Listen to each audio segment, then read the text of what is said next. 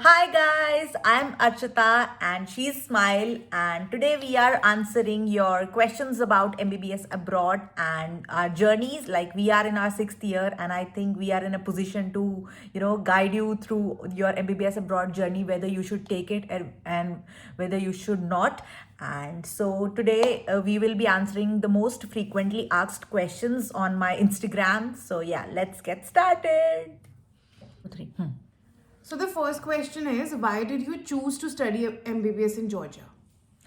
So, because I chose Georgia, I didn't choose Georgia. I chose Ukraine in the first place because I in 2019 I gave 2018 I gave my NEET and my score was not good. It was around 330 something, and then I took a drop year, and then I again appeared in 2019 and the score was like 400 something. So yeah, I did not score good for well enough for a government college, and my parents were ready to send me to a private college, but I didn't want to spend that much amount of money. So yeah, I just took MBBS abroad as a path, and yeah, I chose Ukraine back in 2019. And what's your? I think my reason is the same. My marks weren't sufficient enough to, so that I can study in India. And I had an acquaintance who was already studying in Ukraine, so I chose the same path. All right. The second question says, what are the top pros and cons of studying MBBS abroad? So it has a very long answer. So now, as we are in Georgia from the last 2.5 years now, because of after war we got transferred here. And so pros about Georgia is its infrastructure. It is nowhere comparable to, I think, Indian medical colleges. The infrastructure here is very nice. The country in general is very beautiful, and yeah, the professors are also good. And cons, like the first con, I think, is you cannot get enough exposure, like the clinical exposure here, because there is a language barrier and it always will be. They teach you Georgian, but the thing is, the level of Georgian you need to converse with patients is at a very different level. So, and people don't study Georgian like with so much interest, so it will always be a barrier. And the second thing is, I think they have some unnecessary subjects, I think, because back in Ukraine also they had so many unnecessary subjects. I don't think they are needed in medicine, but I don't, if they have kept in medicine, they must have their reasons. So yeah, that's my take and smile. The biggest pro for me will be that I got to study with a lot of people from different diversities. I feel that I have had classmates who were Arabics, I have classmates who were African. So that was a completely new take for me. Like, I have already studied with Indians for whole my life, but when I got to interact with them and I got to know that their study patterns and everything, so I feel that was the biggest pro for me. Yes, I think pro is this. And what about the con? For the con, I feel that if I would have gotten a chance to study in India, my patient exposure would be at the max, because there are a lot many patients in India, whereas compared to here, the language barrier, as she mentioned, is the biggest. So that's why we can't communicate a lot with the patient. So I feel that's where the FMGs lack. And also, I want to mention one thing, that it's not always, guaranteed that you will get good patient exposure in India as well, because there are very, new medical colleges, like private ones. They don't have patient inflows in them, and yeah, they don't. Some colleges even don't have their intern year yet. So they are new colleges. They don't have patients. What we are comparing is from the government institutes, like where you see major inflow of patients. But yeah, I wanted to mention this.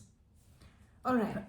Great answer. Third question says, is MBBS Georgia valid in India? What about NMC rules? Yes, sure, it's valid in India. Like, you have to, pass all 6 years of your medicine, and then you have to appear for FMG. For now, it's FMG. I don't know about the upcoming years. It will be next exam, I think. And yeah, if you clear it, it's valid. Yeah.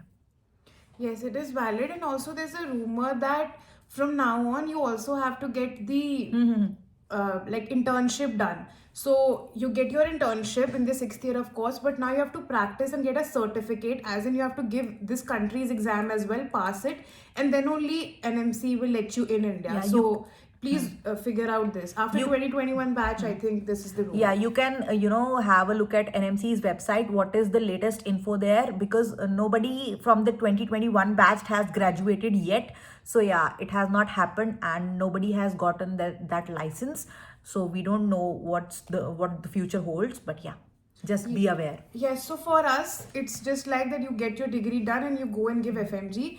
But for the people who are going to join in from now on, the rumor has it that you will have to clear this country's licensing exam as well. And the fact is that this country's licensing exam is conducted in their own language. So you have to be pro at Georgian or whatever country you're joining, and then only you can go back to India and go for FMG. So please work it out before coming here. Next question says, what are the total costs, tuition plus living expense of studying MBBS in Georgia?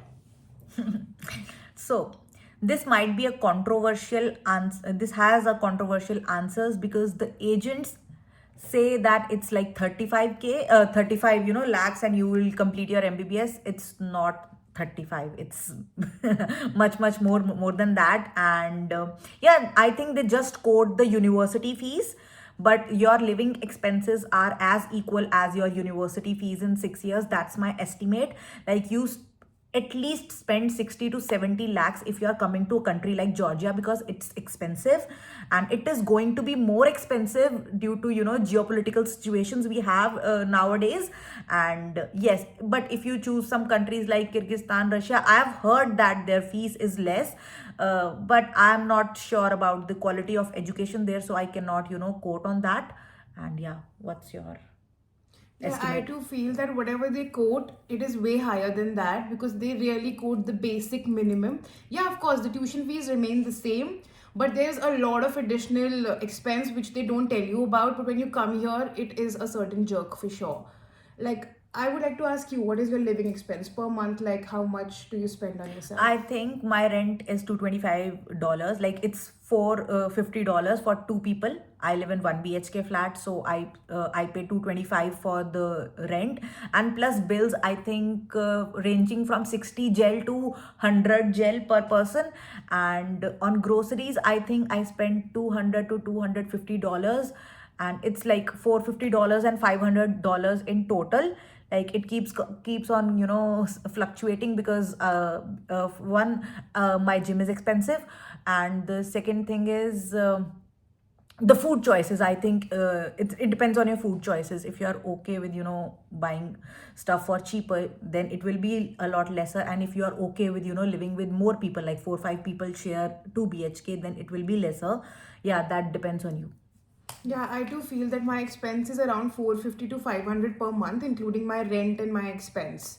So and that is like a mediocre life. It's not like very poor or very rich. If you want to live the way you live in India, like we belong from a middle class family, so the lifestyle we lead there, the same lifestyle we're leading here, and for that, for like individually for me, the cost is around 450 to $500. So I think you can vary according to your situation, of course.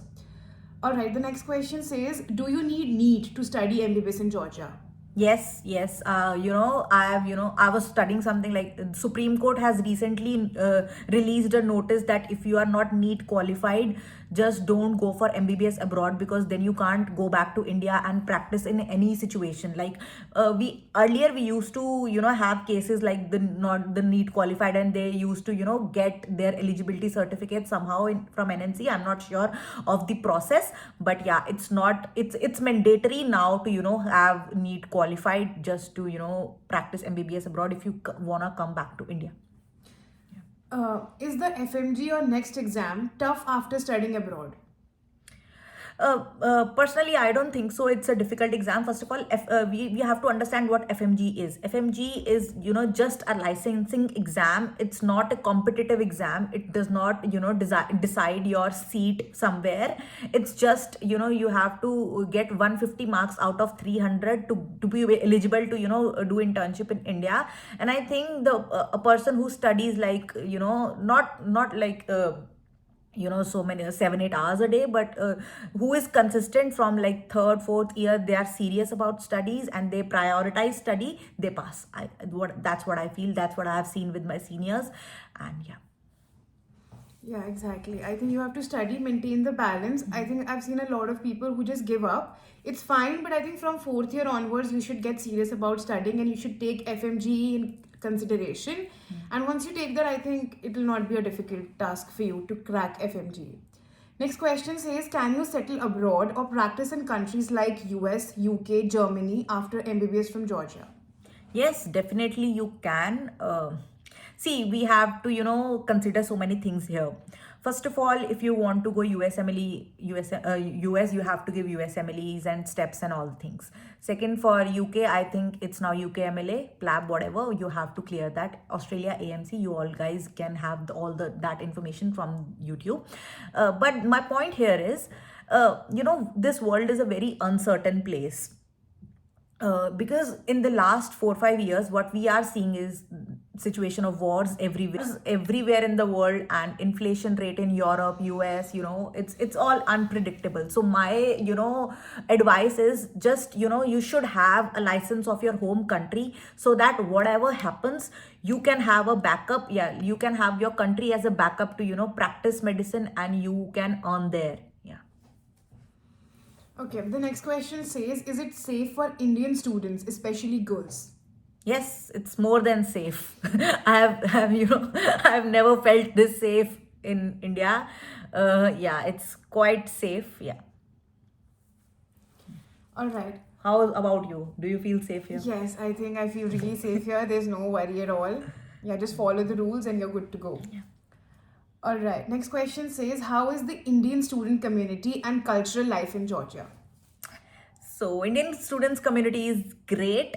You will find so many Indians here, and it's great. Our university, celebrates Diwali, Holi, and all the festivals. So yeah, we don't, feel left out, or yeah, I think it's great.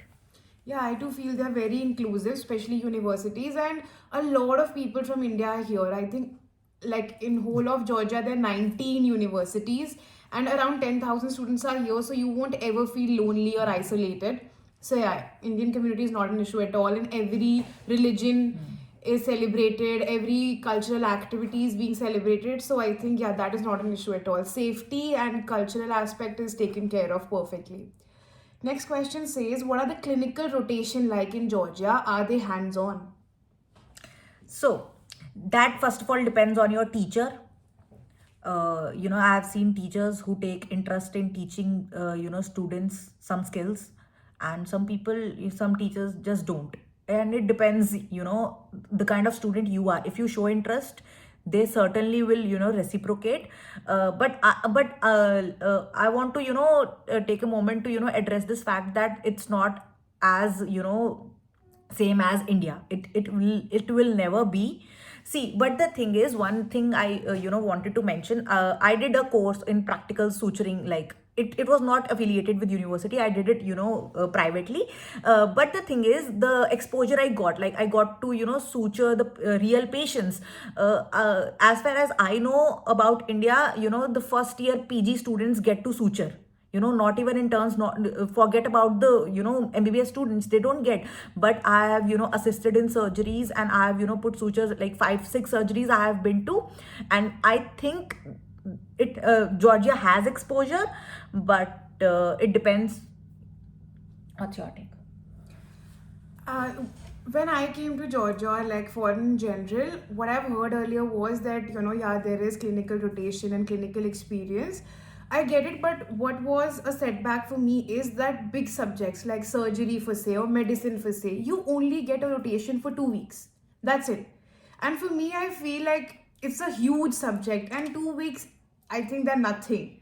So yes, that's where we have to compensate. Like I have to study extra because I know that I have to go back to India, or even if I have to appear in any exam per se, I need a lot more info than just whatever they're serving me in 2 weeks. Yes, they try their best to serve whatever they can, but yes, the biggest pitfall or the hole I see here is that only a 2 week rotation is nothing. It's the same for ophthalm, it's the same for ENT. Wherever, whatever clinical subjects you have, they only have the rotation for 2 weeks or 1 month max.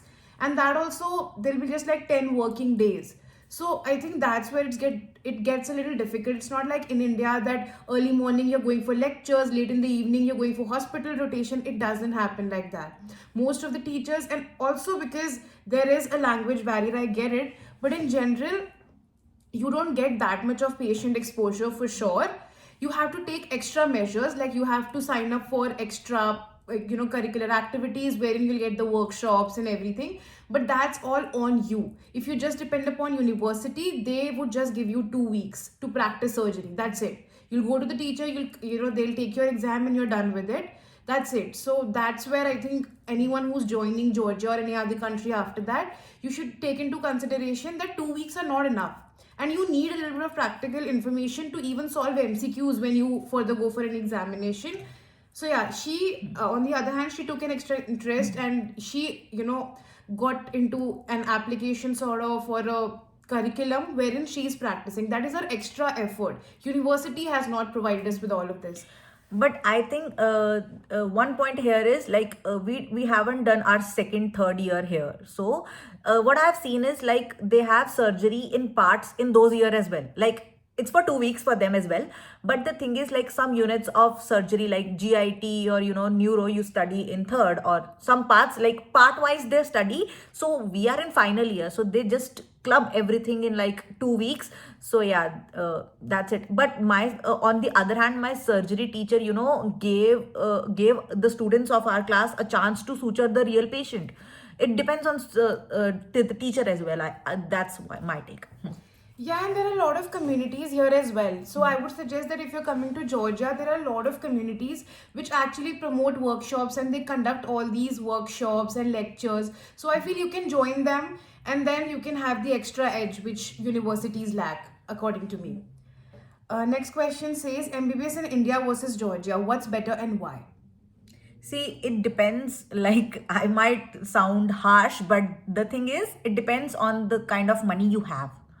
It totally depends on that, because I would suggest if you have good amount of money and there is no financial, problems, then my personal take is take MBBS in India in private colleges, because the life of FMG is hard. It will be hard. It can never be easy, and the path is longer. And because first of all you have to manage everything on your own, you don't get help here. Okay, and the secondly, it's a long path. It's a journey of 6 long years, and it does not end with your graduation. You have to be in the loop of exams again. It's just a break, like Smile was mentioning some days before, like it's just a break from NEET for 6 years, right? You cannot escape exams in your life. You have chosen this MBBS, you have chosen medicine, so your life will be exams. But yeah, I feel it's a little bit tough for FMGs as compared to Indian graduates. Even if they graduate from private colleges, their life is easier. Yes, I would say the same. MBBS is almost the same, be it in India or in Georgia or any other country per se. You have to work hard. You can't deny the fact that after these 6 years, you will have to appear in exams with equal amount of competition again, be it UK, US Emily, or you want to go back to India for NEET PG. The competition is exactly the same. So it's just a break. You cannot stop working hard just because now you're in foreign or whatever. So I feel if you work hard, of course, you can crack everything and it's not an issue. But just remember that there's no, of course, if you come here, you have to study as well. You cannot give up on studying. And also your competition is not the students who you have appeared in NEET with. Your competition are the doctors, now, like now the elite brains. Like I would like to say that the toppers have gotten seats in Indian medical colleges, so you have to compete with them to get the same spot. So it will going to be tougher. So it's not an easy path. Yeah, so and only choose MBBS if you're ready for these exams throughout your life.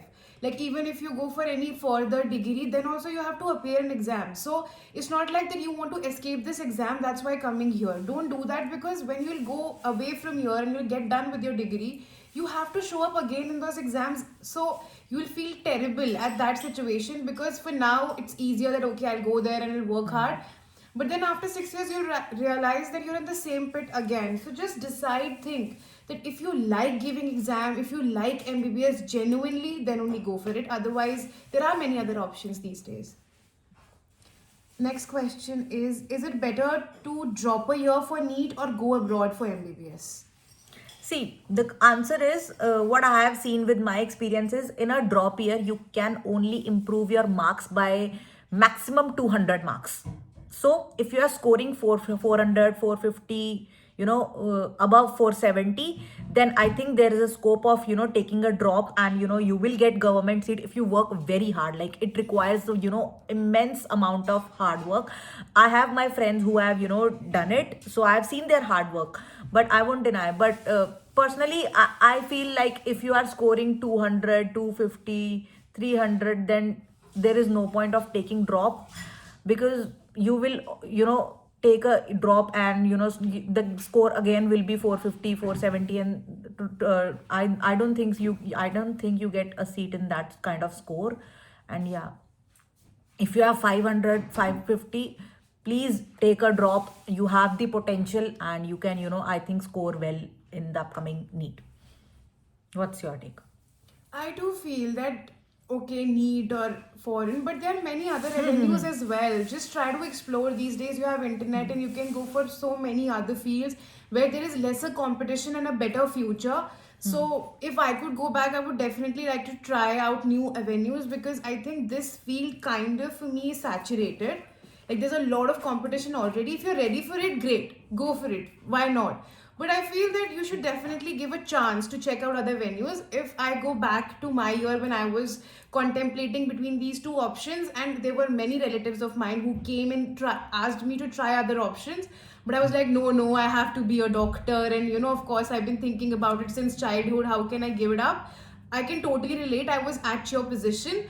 But now when you're at this channel and trying, but me coming from like 6 years of experience now, I would literally give a chance. I'm not like actually go consider and just leave. No. If you think this is for you, of course, great.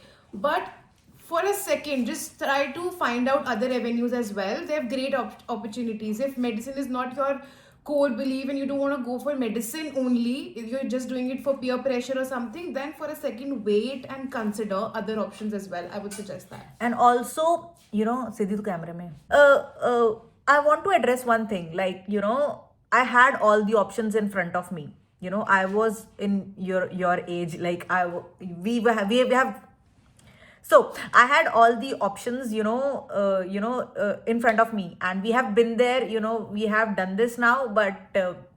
What I know your mentality right now. I know your thing that I want to do MBBS, I just want to doctor. I have thought all my life I will be a doctor. But let me tell you guys, MBBS is overly glorified.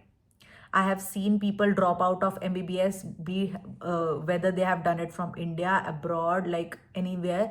People drop out of medicine because they just realize that it's not a thing for them, because they due to their personal reasons, or they don't enjoy hospitals and all. Yeah, there are many reasons, but I would like to say that there are many paths, in which you can earn very well. You can settle early in your life. Just take MBBS only if you are ready to not earn till 26, 27. We are going to be 25, and we don't earn, and that is not a good feeling to have. When you see your friends, BTech friends, or even BBA friends, or any other courses, they have done their masters at this age. They are earning well, they are working in MNCs. So yeah, it's not a great feeling to watch. And if you are coming here, be ready to witness all this and feel pressurized, like you have a social pressure, and we are on a clock as well. So yeah. And if you guys want me to make another video for exploring other options than medicine, then I will be happy to do it. You can subscribe the channel for more such videos. And yeah, next. And I also want to mention that the expense is not just your degree or till these 6 years. Further, if I want to go back to India, do my FMG, NEET PG, then also for that time period, someone would have to sponsor me. If I have to go to UK or I want to go to USMLE, I don't have any income source right now. I have to depend on my parents, because till the time I crack that exam, and those exams are not easy. There are 3 steps. It takes years to clarify those exams, and so till 30 there is no exact income source for me. And I agree that doctors get paid a lot, but after a certain age. So just imagine till 30 you're not gonna get paid a lot. So just consider that and then only go for. And also, I get so many questions on my Instagram saying that I don't want to settle in India. I'll give US Emily, I'll give Plab and this and that. Guys, you guys have to realize one thing. We have been there, at at your place. The thing is, you are just 17 right now, 17, 18, or maximum 19. You cannot think logically, because see, NEET was your, three subjects. It was three subjects, and let's be honest, we all were not that great in preparation, so we are here, searching for answers now. The thing is, for USMLE, the expenses are huge. I think it's anywhere around 20 to 25 lakhs. For Plab, it is expensive. Nothing comes cheaper. Okay, and nothing comes, without sheer, dedication and preparation. And there's a lot of competition, so you guys have to keep in mind that, if you could not do three subjects at that time, how will you manage 19 subjects and competing with the, sharpest of brains? So I cannot say I'll do MBBS abroad and I won't come back to India. My NEET is not qualified, but I will settle in US. There is no way, anybody can do that. Yeah, I do agree. There are a lot of exams, but then there's also a fact that you also mature. Like back then when I gave NEET, I was way younger, but now I have matured and my ways, and I've, contemplated about my mistakes, and now I'm preparing in a different way than I would have. So of course you'll mature and you'll prepare in a different way. But the money aspect is major. Like 60 lakhs is just for your degree. That is also minimum. After that too, you have to consider that those exams are not cheap, like NEET, they are pretty expensive. They'll take your time as well as your money. So you should be ready for that aspect. And sure. you will be at that age where you were supposed to earn and, support your family. So you want to be 17 at that time. You will be 26, 27. So you have some social responsibilities as well. Yeah, I agree. This personal sabotaging starts once you get done with your degree. All right, the next question is MBBS abroad a scam? What to watch out for? See, it's not a scam. It's not a scam. We are doing it. We have, come here. But people do get scammed. What you have to, keep in mind, like the agent you are choosing, they must be reliable. They must be, I think don't go for smaller agents who collaborate with big agents. Just, directly go to big agents. I think the fee is same. And do not fall in traps of the people, claiming that your 6th year fees will be, reimbursed, or won't be taken if you have good GP and all. Everybody gets good marks in universities, and I have not seen a single case where they haven't taken the money. And also some agents might be telling you that, they'll give scholarships and all. I don't think so. I have never seen in these 6 years any agent pay anything from their pocket to student. It's always your money. They always take your money in some way or the other. So yeah, just be sure. Yes, and I also want to mention that when they'll give you the brochure of the expenses, they won't mention the extra expenses. For example, for your temporary resident card here, or there are many other expenses when you come here. There are a lot of certifications that you have to get done with. Then comes your insurance. There's a lot of expense which you actually come to know after you've reached here. So you have no other option. You can't opt out of it. So just please go through them, talk to your seniors, or if you can find anybody on Instagram, just talk to them throughout and be in their contact and try to find out that it's not just what the agent is mentioning. There is way more expense that is included which is not mentioned. What I wish I knew before coming to Georgia for MBBS. What's your answer? I think that when I was at your age contemplating about this decision, I thought that it's just the degree. Once I get through this, I'm done. But when you're actually in the field right now and you think that no, after this degree, the actual struggle starts. Like the exams that I'm going to appear up for now are way more expensive. They're going to take way more of my mental peace and time. So that requires way more effort than I had ever put. So that's what I want to tell you, that be aware that this journey is not ending. it is gonna start and become way more difficult now after you're done with your degree. So just be aware about that, because when I got the concept of foreign embassy, I thought it only there is FMG, I'll come back and that's it. I'll be treated similar the way everyone is, but it is not that. So just figure it out, search it through, and then only reach out for this option. The last question is, should you take FMG next coaching from first year? See, I think you should study from first year, like the YouTube videos and everything. Like you should have the, basic knowledge of the subject. But I don't think so. Any coaching is required from the very first year.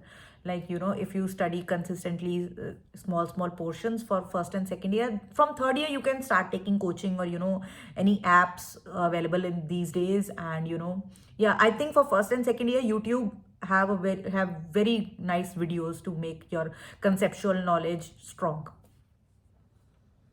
And so yeah guys, that was it for today's video. And this was not a video to threaten you guys about MBBS abroad, but I was just going through so many videos and people make false claims, and I want to come here and to tell you guys the truth, like the honest realities here. And this video was not meant to scare you or something, but yeah, it's the truth. And please make your decisions wisely. And if you have any other questions to me or her, I will mention my our Instagrams here, and you can also watch her YouTube channel for that. And till then, bye bye. And if you have any other questions, do let us know in your comments, and we will make a part 2 for this. And bye bye till then, and have a great life.